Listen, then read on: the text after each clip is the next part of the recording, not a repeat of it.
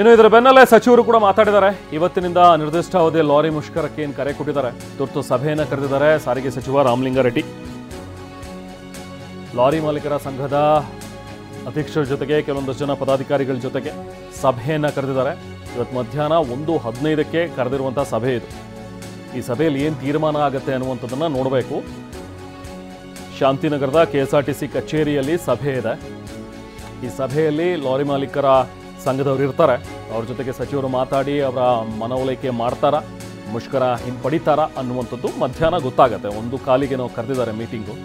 ಆ ಮೀಟಿಂಗಲ್ಲಿ of course lorry ಮಾಲೀಕರ ಸಂಘದವರೆಲ್ಲರೂ ಕೂಡ ತಮ್ಮ ಬೇಡಿಕೆಯನ್ನು ಹೇಳ್ತಾರೆ. ಅವ್ರು ಮೊದಲದಾಗಿ ಹೇಳ್ತಾ ಇರುವಂಥದ್ದು, ಒಂದು ಡೀಸೆಲ್ ದರ ಜಾಸ್ತಿ ಮಾಡಿ ಕೂರಿಸಿದ್ದೀರಿ ರಾಜ್ಯ ಸರ್ಕಾರದವರು.